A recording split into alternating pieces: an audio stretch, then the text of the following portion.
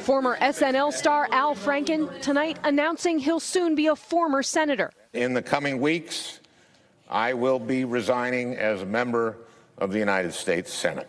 Franken had been fighting to keep his job after 7 women came forward to accuse him of sexual misconduct.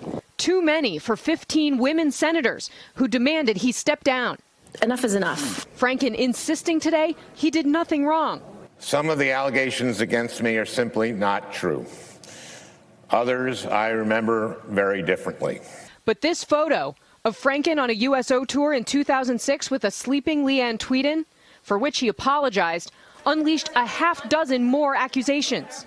He had put his arm around me, and he ended up groping my right breast. Franken calling out his rival party. I am leaving while a man who has bragged on tape about his history of sexual assault sits in the Oval Office, and a man who has repeatedly preyed on young girls campaigns for the Senate with the full support of his party. Republicans in a tough spot if Roy Moore, who denies multiple accusations of sexual misconduct with teenagers, wins the Alabama Senate race next Tuesday.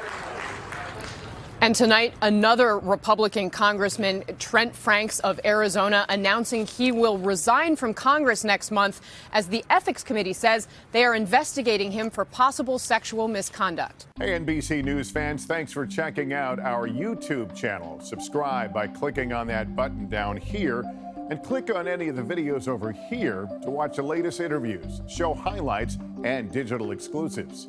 Thanks for watching.